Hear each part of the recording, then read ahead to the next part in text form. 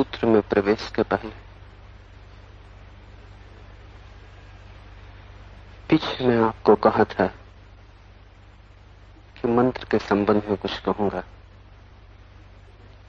आज शिविर का अंतिम दिन है। मंत्र के संबंध में कुछ समझ लें, उसका प्रयोग जीवन में क्रांति ला सकता है। पहली बात, जैसा मैंने कल कहा, परत परत तुम्हारे व्यक्तित्व में है जैसे प्याज में होती। एक एक परत को उघाड़ना ताकि भीतर छिपे केंद्र को तुम खोज पाओ। हीरा छिपा है, खोया तुमने नहीं, खो सकते भी नहीं हो, क्योंकि वो हीरा तुम ही हो। दब सकते हो, हीरा भी मिट्टी में दब जाता है। हीरे पे भी परत जम जाती है, हीरा भी पत्थर जैसा दिखाई पड़ने लगता है, पर भीतर कुछ भी नष्ट नहीं होता। तुम्हें शायद ख्याल ना हो कि हीरे का इतना मूल्य क्यों। हीरे के मूल्य के पीछे मनुष्य की शाश्वत की खोज। इस जगत में हीरा सबसे स्थिर, सब चीजें बदल जाती हैं, हीरा बिना बदला हुआ बना रहता है। करोड़ों करोड़ों वर्ष में भी वो छीन नहीं होता। इस बदलते हुए संसार में हीरा न बदलते हुए अस्तित्व का प्रतीक है, इसलिए हीरे का इतना मूल्य। अन्यथा वो पत्थर है। मूल्य है उसकी शाश्वतता का, उसके ठहराव का। हीरा होना तुम्हारा शाश्वत स्वभाव है, और सारी साधना तुम्हारी मिट्टी की जम गई परतों को अलग करने की। परतें मिट्टी की हैं, इसलिए अलग करना बहुत कठिन न होगा, और परतें हीरे पर हैं और मिट्टी की हैं, शाश्वत पर हैं, परिवर्तनशील की हैं, इसलिए बहुत कठिन बात नहीं होगी। मंत्र इन परतों को खोदने की विधि। एक छोटी घटना तुमसे कहूं। मुल्ला नसरुद्दीन का एक मित्र बहुत वर्षों बाद मिला, तो उसने घर के समाचार पूछे और फिर पूछा कि तुम्हारी बेटी का क्या हुआ। नसरुद्दीन ने कहा, तुम भरोसा करो या न करो, बेटी की शादी हो गई, और साधारण आदमी से नहीं, एक बड़े डॉक्टर से। मित्र को भरोसा न आया। उसने कहा, क्षमा करना, विश्वास करना कठिन है, और बुरा मत मानना, तुम भी जानते हो कि बेटी तुम्हारी सुंदर तो थी ही नहीं, निश्चित रूप से कुरूप थी। मिलिट्री के टैंक जैसी उसकी देह थी। तो मैं भरोसा नहीं कर सकता कि उसकी शादी हो गई, और वो भी फिर डॉक्टर से, बड़े डॉक्टर से। बड़े रहस्य की घटना है। कैसे फांस लिया उसने एक डॉक्टर को। नसरुद्दीन ने कहा, अच्छा अच्छा, तो नहीं सही, न सही बड़ा डॉक्टर, न सही डॉक्टर, लेकिन एक बात मैं तुमसे कहूंगा, मेरे सिर का दर्द उसने दूर किया, मेरे लिए वो डॉक्टर।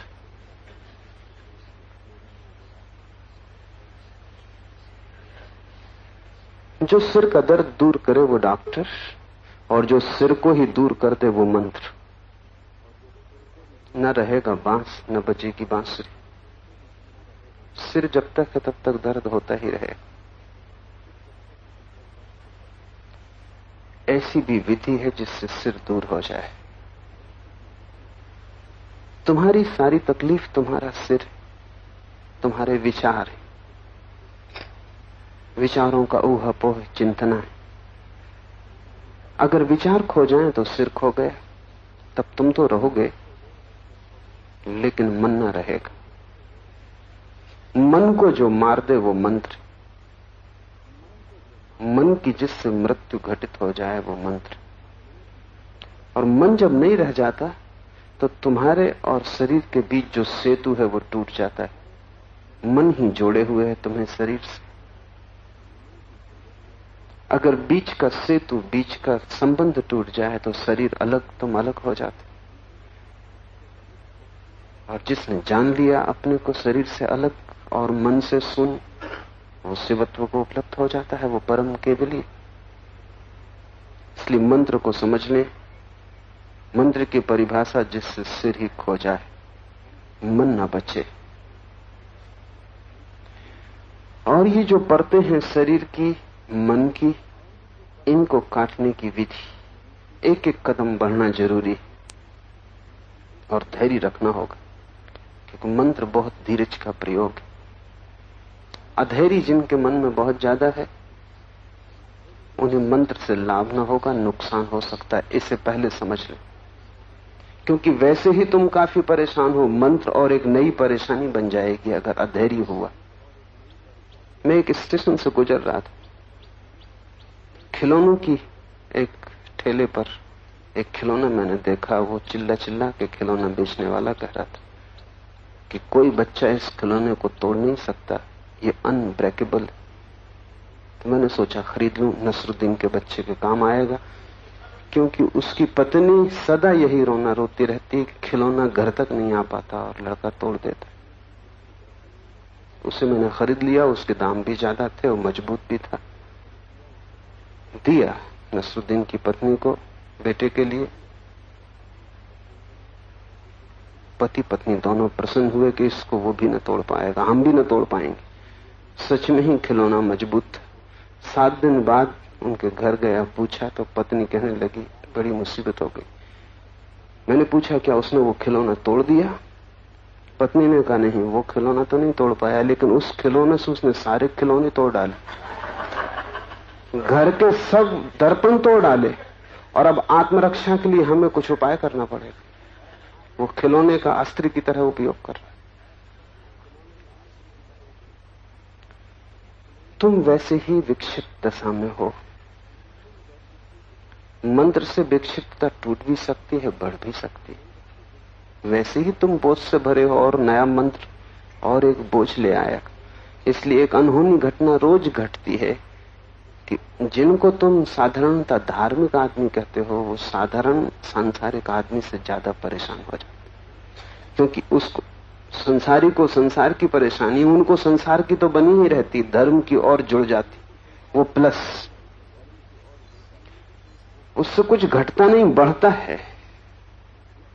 मन पुराने सब धंधे तो जारी रखता है, ये एक नया धंधा और पकड़ लिया, व्यस्तता और बढ़ गई। तो मंत्र के साथ अत्यंत धैर्य चाहिए, अन्यथा उस झंझट में मत पड़ना। जैसे दवा को मात्रा में लेना होता है। ये मत सोचना कि पूरी बोतल इकट्ठी पी गए तो बीमारी अभी ठीक हो जाए। उससे बीमार मर सकता है, बीमारी ना मरेगी। उसे मात्रा में ही लेना।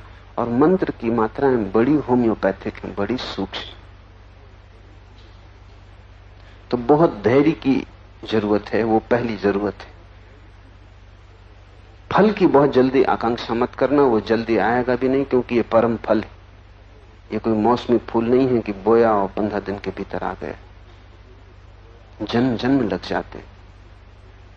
और एक कठिन बात जो समझ लेने की वो ये कि जितना धैर्य हो उतने जल्दी फल आ जाएगा, और जितना अधैर्य हो उतनी ज्यादा देर लग जाएगी।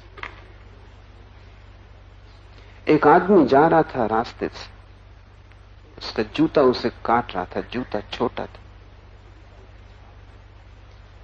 वो जूते को गालियां दे रहा था और बहुत परेशान था। नसरुद्दीन ने उससे पूछा कि मेरे भाई, इतना तंग जूता कहां से खरीदा?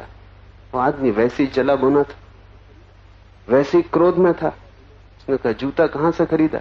इस झाड़ से तोड़ा है। नसरुद्दीन ने कहा मेरे भाई थोड़ी देर रुक जाते तो पैर के नाप का तो हो जाता। कच्चा तोड़ लिया। मंत्र कभी कच्चा मत तोड़ना, नहीं तो बुरे फंस जाओगे। जूते को तो कोई फेंक दे, मंत्र को फेंकना बहुत मुश्किल है, क्योंकि जूता तो बाहर है, मंत्र भीतर होता है। और अगर गलती से मंत्र में फंस गए तो निकालना बहुत मुश्किल हो जाता है। बहुत से धार्मिक लोग पागल हो जाते, उसका कारण है मंत्र में फंस गए, कुछ जल्दी कर ली तोड़ने की, फल पक नहीं पाया था, कच्चा ले गए। पक के तो फल बहुत मीठा हो जाता, कच्चा बहुत तिक्त होगा, बहुत कड़वा होगा, जहरीला होगा। पहली परत है शरीर। तो मंत्र का पहला प्रयोग शरीर से शुरू करना जरूरी, क्योंकि वहीं तुम हो, वहीं से इलाज शुरू होगा। अगर तुमने वो परत छोड़ के मंत्र का इलाज शुरू किया तो बीमारी तुम्हारे रह जाएगी, मिटेगी नहीं। कल